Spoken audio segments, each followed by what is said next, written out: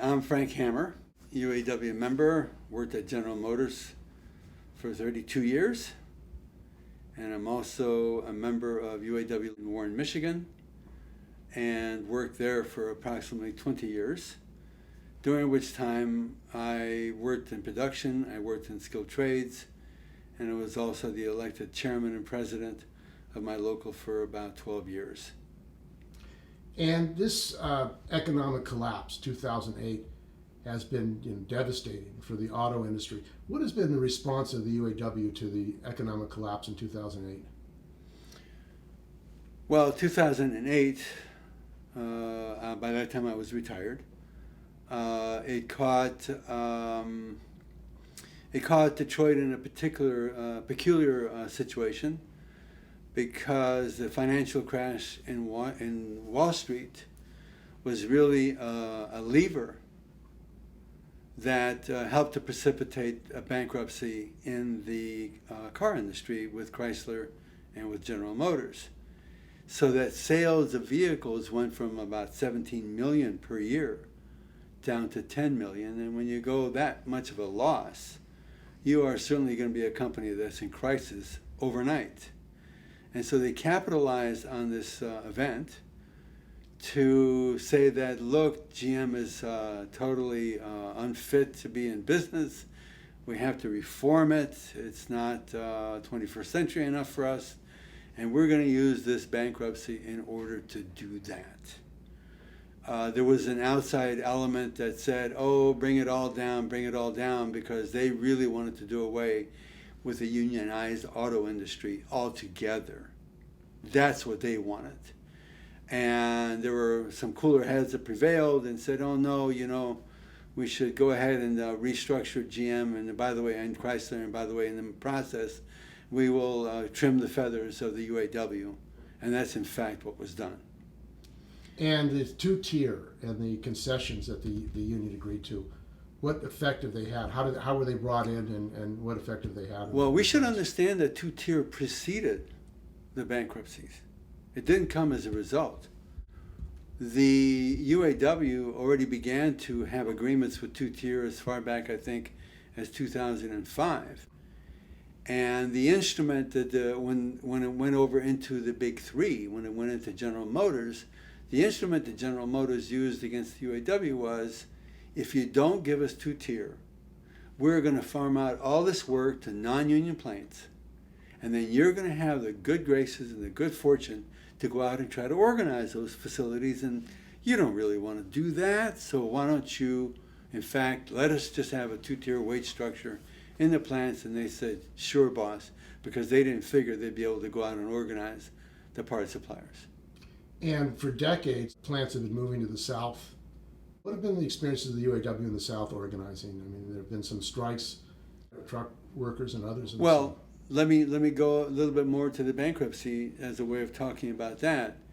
So the result of the bankruptcy is that the UAW is now going to be a different kind of union. And it's going to, instead of elevating the Southern workers in the non-union plants, which had been the effect of the UAW, we were going to switch the paradigm, and now we were going to make the UAW decline to match the standards of the non-union plants in the South. That's, in effect, what was accomplished through the bankruptcy against the GM and Chrysler and Ford. So as a result, when it went to the 2010 convention, this was right after the bankruptcy, they had none other than the governor of the state of Michigan, Governor Granholm, come into the union convention at the very first day, practically the very first speech, and she outlined the mission of the UAW from here to forward, which is going to be the providers of good labor as brokers. And there was not a UAW honcho on the stage. There was not a UAW person in the delegates' seating that raised her hand in objection. And I said, I object to this definition of the role of our union henceforward. It was a given. And that's what happened to the UAW in the course of the bankruptcy. They had a gun held to its head and said, "You will change." And by 2010, they agreed, and that's why they had Granholm come in and deliver her speech to the convention and so forth. Totally defined what the UAW was going to be. But in relationship to the politicians, isn't that the case? Clinton went to the San Diego UAW convention. Absolutely. This was not a shocking bit of news, but it was formalized, is the way I would put it. I think that the Democratic Party has been working on the UAW for years and years, and you can go back to Clinton. And Clinton told the UAW, you're gonna accept North America Free Trade Agreement, you're gonna accept NAFTA, and you're gonna learn to like it. And that's what the UAW did. So if you move... You were at that convention?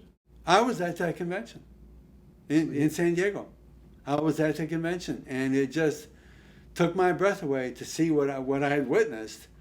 In the meantime, I was taking members of my local union and having a demonstration at the GM Tech Center against NAFTA. I still have the cardboard signs that I held in 1983 because it was such a threat to workers everywhere, and certainly to workers in the U.S. And we know 20 or 23 years later that we were right. So that's why we were out here again. And so what happened to your plant after NAFTA? I mean, in the restructuring of the auto industry. Well, the auto industry has been hit by several crises. 1980 was one, but even before, well before the NAFTA. So it's a crisis that was developing over time. And by the time that NAFTA came around, I mean, the auto industry, between the work leaving the U.S. and the automation combined, it has absolutely decimated the ranks of the UAW. So that the UAW in 1979 was at 1.5 million members. And today, I think it's bragging that it might be close to 400,000.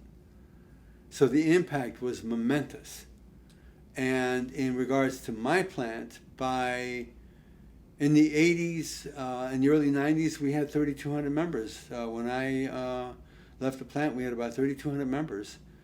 And today, if you go visit the plant, you'll find that there's about 400 workers. And they built transmissions. We built transmissions. We used to be a Chevy Motor Division parts manufacturer. Gradually, it made the transition to transmissions, and it got rid of all the other work that we used to do. And it's highly automated. So we're talking about now 400 workers making transmissions at GM Powertrain in Warren, Michigan. And we feel lucky. There were other GM powertrain plants that have closed, both engine manufacturers and transmission manufacturers. So the folks that have 400 workers left in their factory, they feel lucky.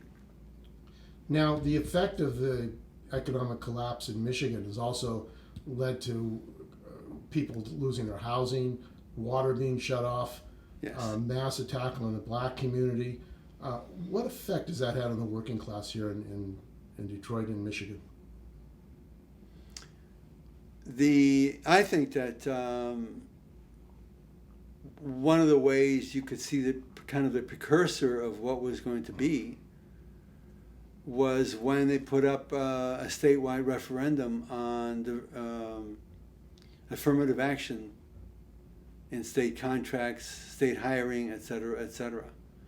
And Connolly from the right wing came to the state as a carpetbagger and fomented a movement to do away with affirmative action. And the union movement in this state did a horrifically bad job defending affirmative action and defending the rights of oppressed minorities and women to equality. And doesn't that go back to Reuther with the Freedom Party in the South and what happened? It has a long history. It has a long history. You can go back to the late 60s when we had this incredibly brave and powerful black-led movement, League of Revolutionary Black Workers.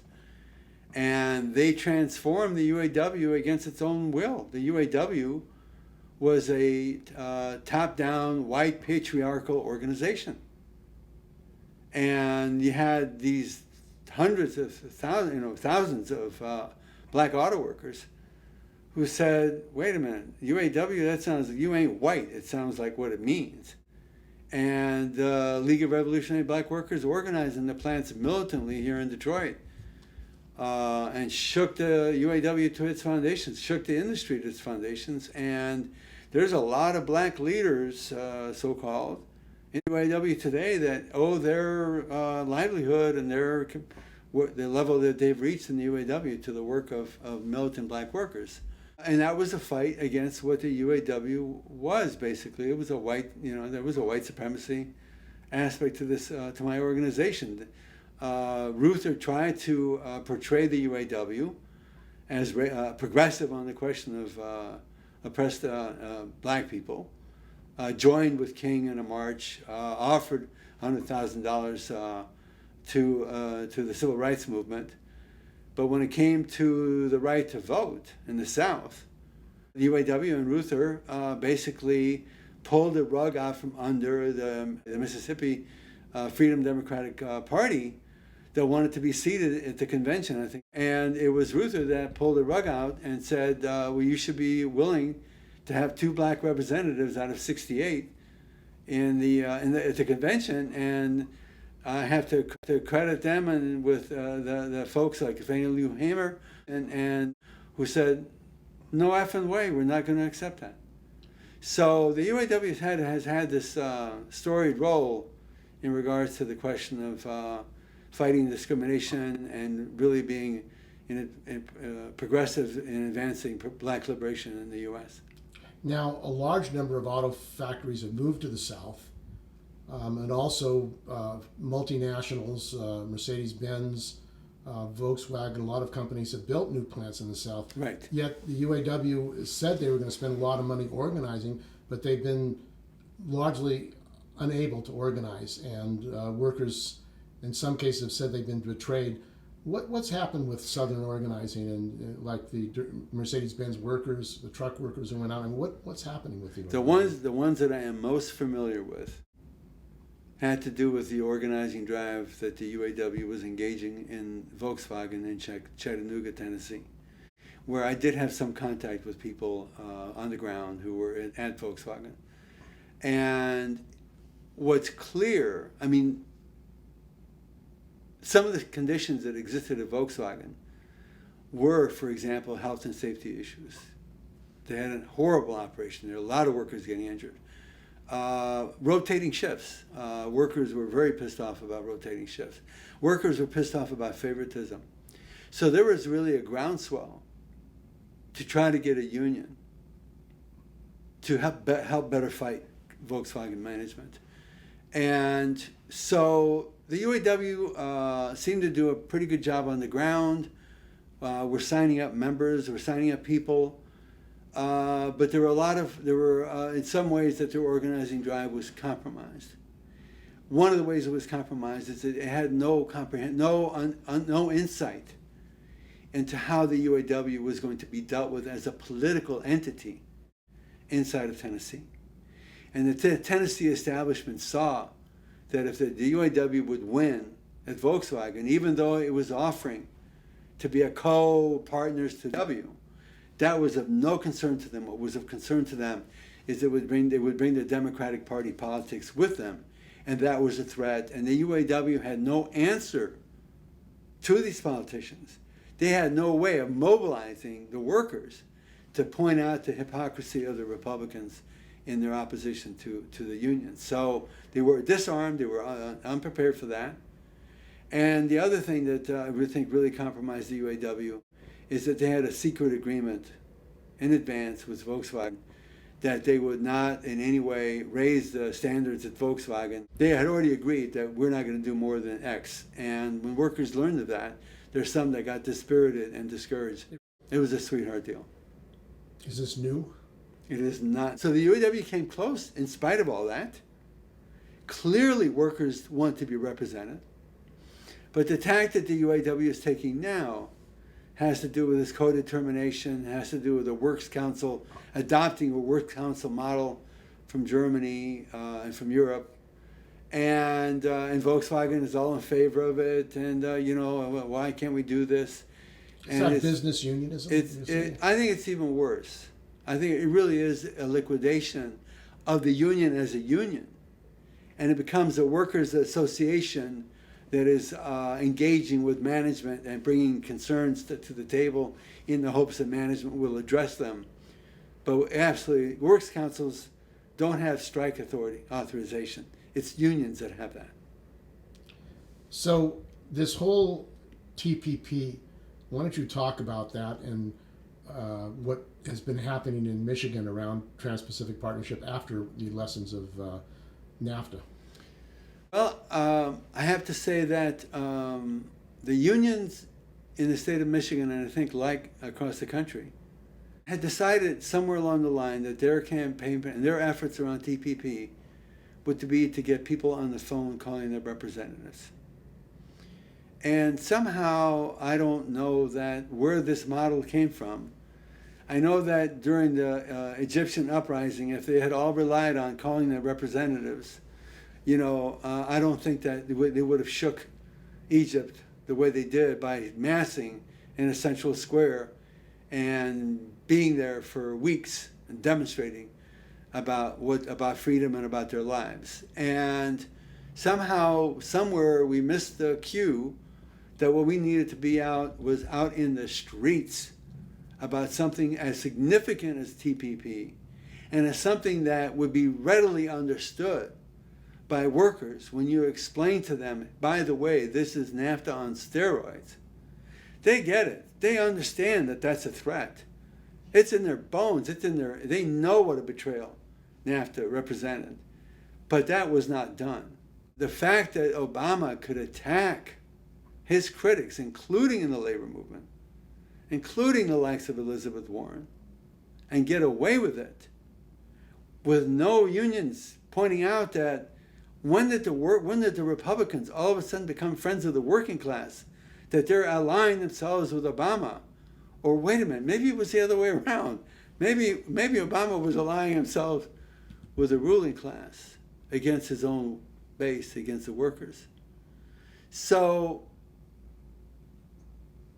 the TPP is an absolute dagger in the heart of the union movement in this country. And it needed a response. They needed to be in Washington, D.C. on a moment's notice when this vote goes down. But aren't they afraid of mobilizing the membership? 1 million workers, union organized and unorganized and unemployed? I mean, big mobilizations by labor have been long gone. They have been long gone. I don't know when the last time was, but we were in Washington, D.C. as a labor movement, but I think it was in the 90s. In a very hot, sweaty day when the labor had a day of solidarity in Washington, D.C. I don't think we've done that since. To me, it's a union that's kowtowing to the Democratic Party. That, yeah, it's okay, yeah, you can make phone calls. We got lots of staffs in these offices to handle the phone calls, but don't get out on the streets. Don't get out on the streets. We don't want to make Obama look bad. We don't want to go against Obama. Well, if there's a betrayal, I'm sorry, but he has to be standing with labor because that's the people that got him elected. That's the people who went out and did all the mobilizing. Here in Detroit, people, UAW, one of the regions said, come on down on Wednesdays, place a call to people in the UAW to get them to call the representatives. But that was it. So it seemed like this is crazy. We need to be out in the street. We need to demonstrate. Masses of people need to demonstrate. We're not going for this. And that was what the effort was here in Detroit on today, June 9th, on the occasion of the shareholders meeting. We've had demonstrations here at shareholders meeting in 2 prior years. Of GM. Of GM, yes. Last year, in fact, we joined up with the recall survivors of these brutal murders that happened in GM cars due to the faulty ignition switches that everybody kept a hush-hush, don't tell anybody about it for 10 years. So this year, it seemed like appropriate to address TPP at GM headquarters, because GM headquarters is one of the corporations that's a member of the Business Council for TPP. So we've issued a call. We contacted UAW Region 1A, and we got no response. No response at all. None. So we contacted a lot of other organizations, environmental, peace groups, you name it, and say, we have a threat here that's going to be coming down this week, and it'd be best if we show our public face out here. So to our good fortune, the Communication Workers of America, were having their convention here in the city, and they have taken a fairly stellar public position on TPP. If you go on their website as compared to the UAW's website, they have a number of educational pieces about the TPP and the threat that it poses not only to folks here, workers here in America, but also to workers around the world and to farmers around the world, and certainly in the Asian and Latin American countries, but it'll have an impact globally. When we announced that we were having our demonstration here in front of GM headquarters, the CWA members were just enthusiastic. They thought it would be great, that it would be a perfect timing. The outgoing president, Larry Cohen, was going to be going to D.C. today to lobby in D.C., and what better way to show solidarity with his efforts, and what better way to show the folks in D.C. that the masses of people are against TPP than to have a massive demonstration here in Detroit. Well, it was not to be. For a minute, I thought we were going to have a tail wagging the dog situation here, but we didn't make it, okay? So lo and behold, the president of my union, Dennis Williams, is speaking spoke Monday at the convention, and clearly he did not support our efforts to demonstrate at the GM headquarters, and told Larry Cohen this. And lo and behold, all the enthusiasm expressed by some of the leadership, including the rank and file, was really suffocated and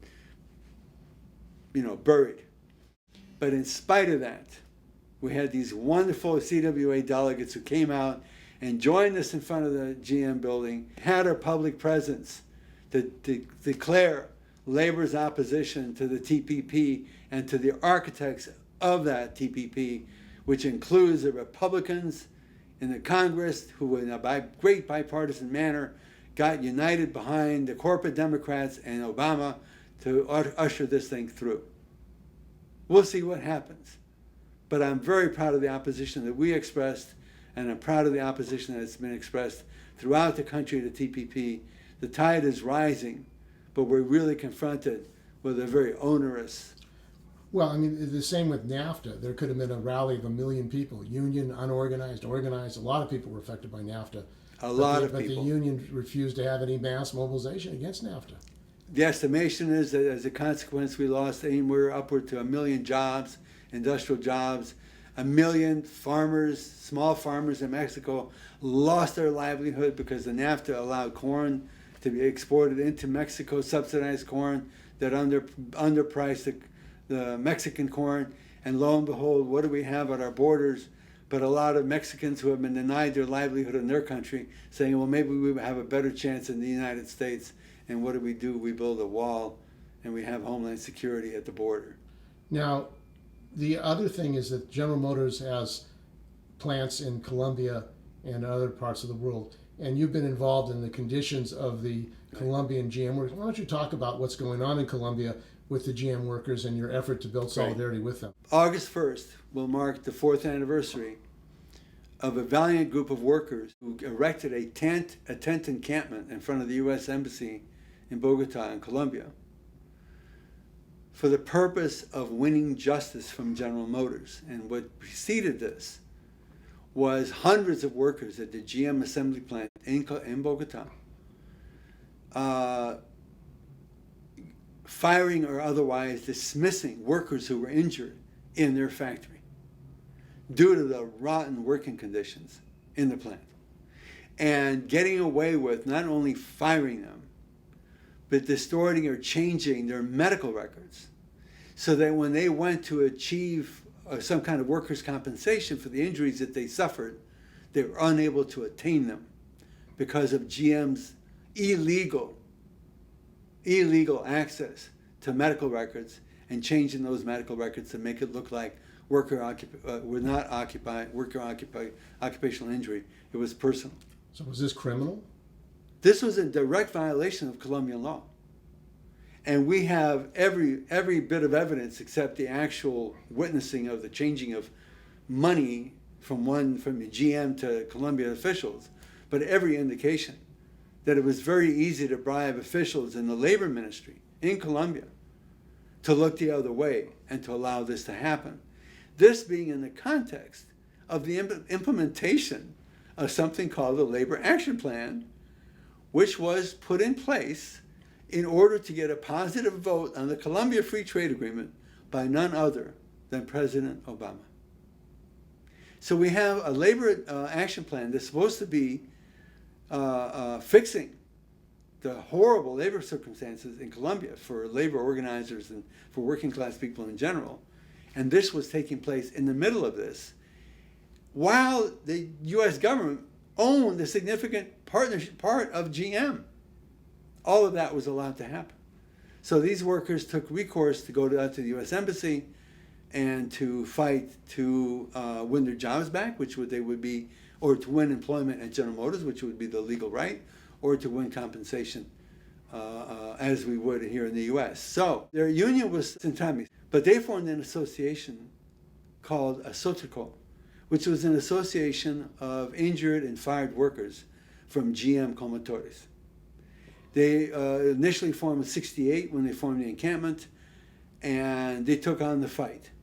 They took on the fight for justice. The UAW learned of this fight, actually had one of the leaders of this movement come to the United States, actually spoke at Solidarity House. So it looked like the UAW was actually going to engage in action of international solidarity. What year was that? This was in 2012. So they actually came and spoke at Solidarity House, the leaders of the GM injured workers. The one leader, yes. And what happened after that? Well, the UAW...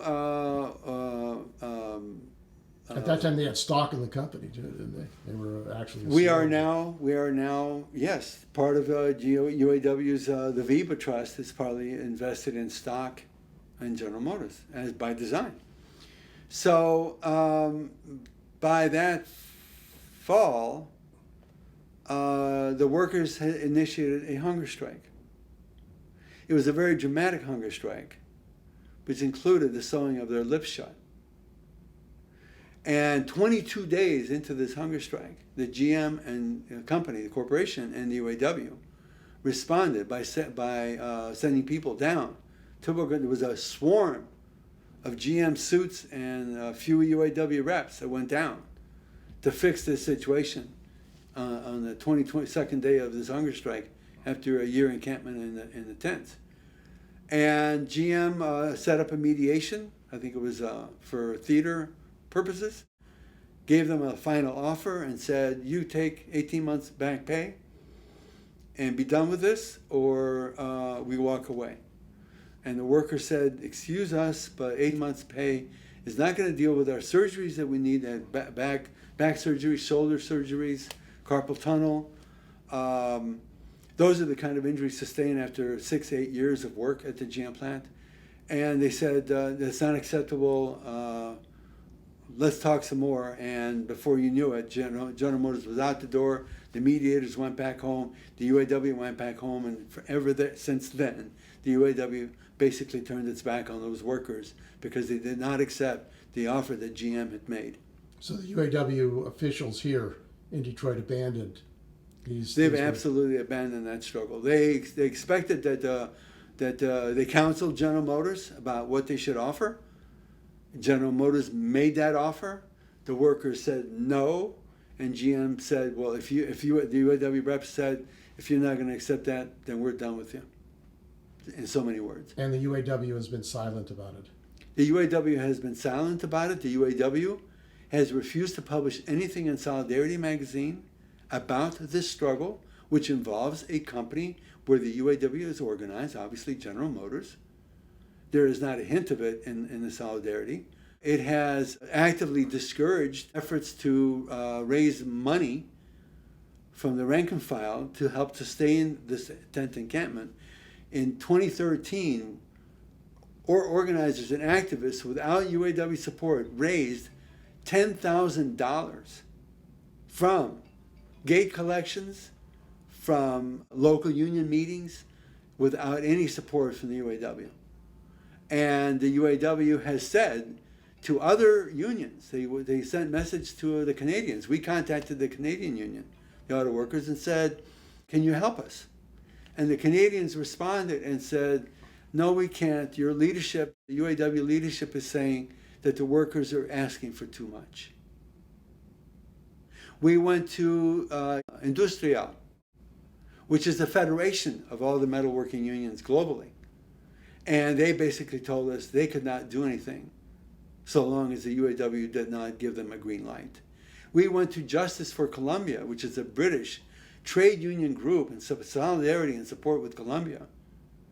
And they said to us, the Auto Workers Union in England, Unite, would not be able to give us support on behalf of a Sotocol. We went to the steelworkers. The steelworkers were out in front. They were wanting to support the GM workers in Colombia. But they got slapped and said, no, you can't do it. And they backed off. The UAW has isolated the struggle. And if it wasn't for the noble efforts of rank and file workers to sustain it, nobody in the United States would even know about it. So what does that make the UAW as an organization, that they would actually organize against the GM injured workers in Colombia? Well, I think there is every indication that the collaboration that has existed going back to the social contract way back in the 50s, the abandonment of militant union principles, the acceptance of being joint administrators of the plants and so on, establishing this incredible palace called the UAW GM, Center for Human Resources. All these aspects has been a growth in the transformation of into a as I said, a labor broker and as a junior partner to the company's aims. And is that part of the reason that the right wing has been successful in attacking organized labor in Michigan? There's been no mass mobilization, no political education really here in Michigan against this offensive. And around the rest of the country. I think there are many reasons. The UAW admits that it's lost part of its membership to the Republicans. They know that there are UAW members that vote with Republicans, but they're really only satisfied to point that out, but they do not address how do we win back the rank and file to understand that the Republicans have nothing for us. And by the way, the Democrats are not that great for us either. So having lost that message, having lost that understanding, what are they going to present to workers as an alternative to the Republican Party? So they've unable to mobilize at this point. And the fact that we have two-tier and the UAW has accepted two-tier. What has that meant in the factories, two-tier? Well, you talk to anybody that's in the plants. I'm not, but talk to anybody that's in the plants. They say that it's really set up a class structure inside the plants. It's usually 2, 3, and even 4 tiers, because you have temporary workers, you have workers that are contract workers, you have second-tier workers, first-tier workers. So everybody is it's just into fractions, into segments, into pieces. And they have, as a result, there's attitudes that get developed on all sides of those fractured units of the union. And it makes it even more impossible to see that, hey, we have something to gain by acting in solidarity. So that, the senior workers are complaining that, hey, we've been lifting up the the second tier worker, but in the meantime, we're not getting a raise. They haven't had a raise in 10 years. So is this company unionism? This is company unionism. That's why the companies like it. And it's not easy for me to say that. I'm a proud, UAW member for 32 years. It's very hard to say that my union has become a company union. The task is not, and the reason it's a very critical understanding is that there are right-wing elements within our union that are trying to persuade workers to disengage from the UAW for all the wrong reasons, so that they can become freeloaders, so they can get the services that the UAW does provide at no expense to them, and create another division within our ranks. So the understanding, the comprehension of where the UAW is at should be a reason to reorganize in the factories, to really begin to transform the UAW. And so long as that's not going to happen, the UAW is going to continue to lose its clout. So what happened to right to work? How do we get right to work in the state of Michigan, right? Snyder, when he came into office, he was saying, "Oh, I'm just a solution guy. I'm a nerd. I'm the chief nerd, and I'm just a nerd. I'm not being political. I'm not going to be doing right to work." Oh, how cool! But somehow the UAW decided that we really can't trust him. We should try to get collective bargaining instituted right into the Constitution of the state of Michigan. The UAW and maybe the UAW and the labor movement or the UAW spent something like $22 million. I think that's the number behind this campaign, and it flopped. The referendum flopped, even within the ranks of union members in the state of Michigan, even within the ranks of the UAW.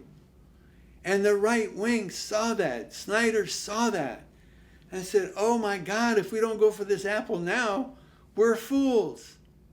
They just showed us how weak they are."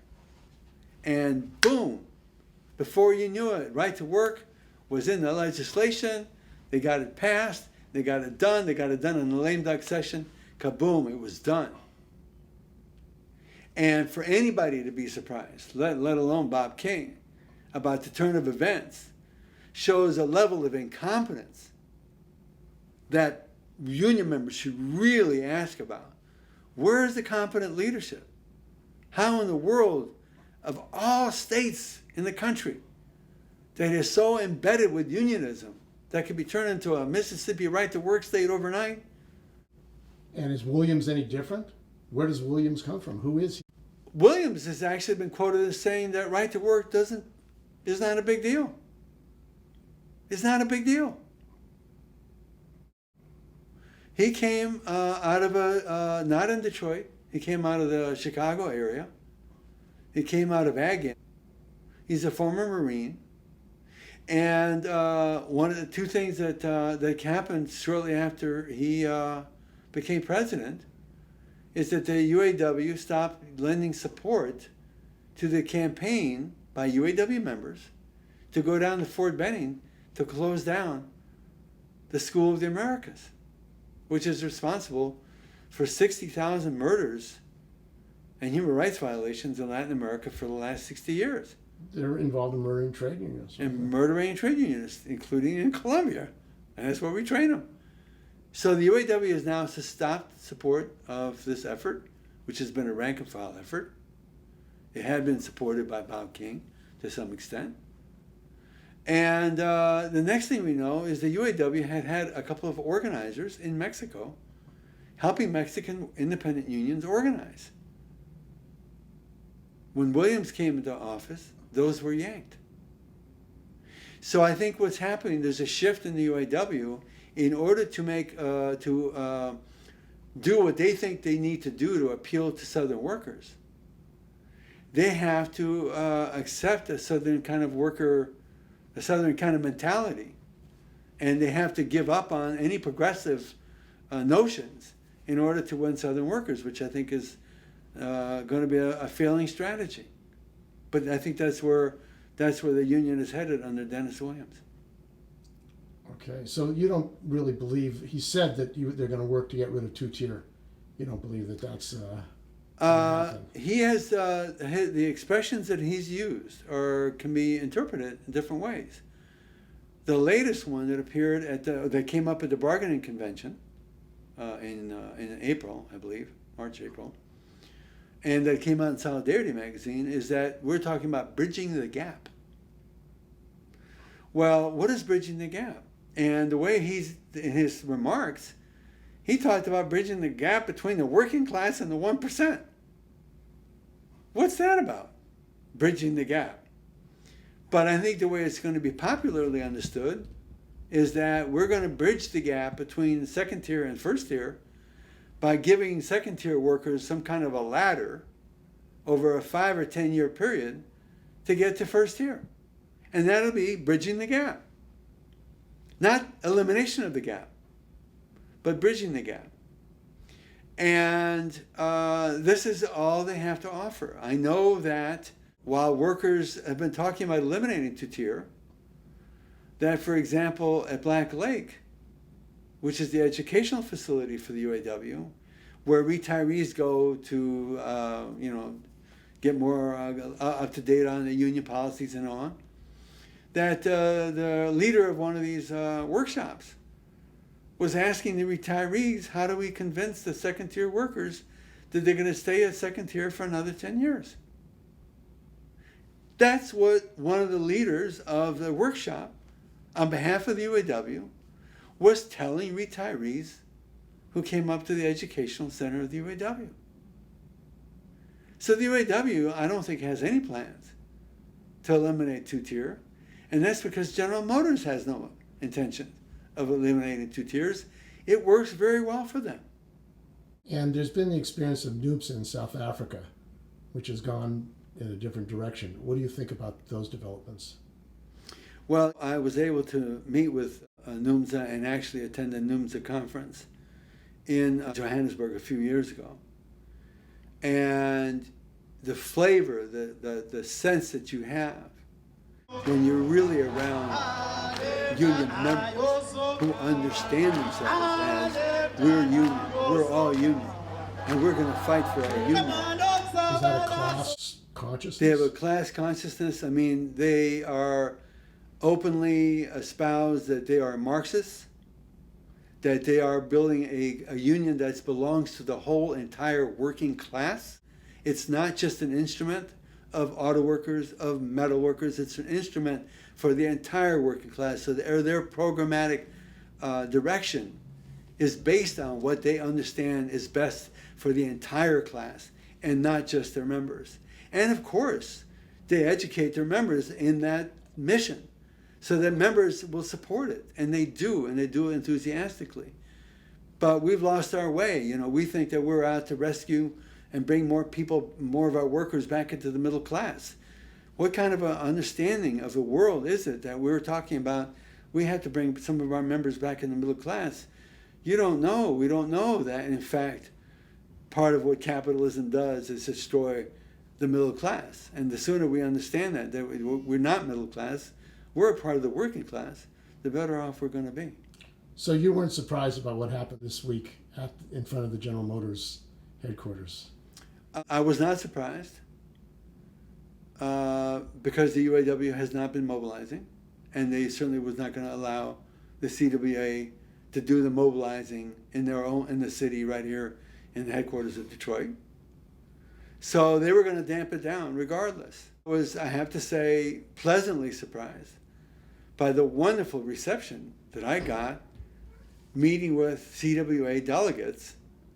It was wonderful, and their gut reaction to get out there in the streets and to be out there mobilizing against the Trans-Pacific Partnership was just wonderful. And the fact that it got tamped down and squashed was in that context a disappointment. But no, was I surprised? I was not. So how have you been treated here as a dissident? The effort around a protocol, which I've deeply been involved in, came to a point where we were actually able to set up a meeting between the UAW's General Motors Department and Jorge Parra. Jorge Parra came to the United States in pursuit of a settlement. It was arranged to have a meeting with the UAW representatives. This is under Bob King. And when they learned that I would accompany Jorge Parra at this meeting, they said, if Frank Hammer is at that meeting, now mind you, I'm a retired staff of the UAW. I worked on staff for 6 years in the GM department, representing my members who were, discharged. I had filed grievances, and I fought for them as part of the GM department, as on staff, so that when this meeting was being arranged for Jorge Parra to meet with the UAW GM department, they said if Frank Hammer was at that meeting, there would be no meeting. So we actually had to send somebody else in my place so that Jorge would meet with the staff.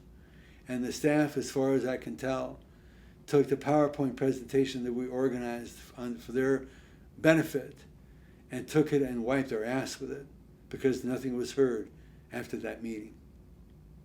So they do work for General Motors. They do the work for General Motors. General Motors says that's all they're going to get. And the UAW said, yes, sir. Yes, sir. And that was the end of it. Now, on August 1st, what's planned on August 1st? On August 1st, we're going to have a day of solidarity with these courageous workers who have sustained their tent encampment. That will be their 4th anniversary. They will have been there in tents across the street from the U.S. Embassy for 4 years. And it's an expression not only of their determination and their courage in a very hostile land, but it's also an expression of the solidarity movement that has been built behind their efforts. Had it not been for hundreds and thousands of people in this country, mainly UAW members, mainly union members, but also graduate students and other kinds of folks, sustaining them with money contributions that have been sent down, sending down medical apparatus for the kids of one of the workers, showing that generosity, their effort would not have sustained. So it's also a celebration of what real international solidarity looks like, not just in the paper resolutions that the UAW passes at a convention, but on real life, worker to worker, on the ground solidarity. So we're going to have the workers in Colombia speak to the world through a live stream. And we're going to have hopefully GM workers in South Africa speak to the world, live stream, U.S. GM workers, to create an international dialogue, especially of injured workers, workers who have sustained injuries in these factories and been cast out in the streets. Maybe we can even get some workers in India, by the way, GM workers in India who have sustained the same injuries, who have experienced the same two-tier wage structure, except there it's at 92 cents as the tier 1 and 47 cents as the tier 2. That's the model that GM wants globally. So on August 1st, maybe we will have a response to that from workers around the world, including the workers from Colombia.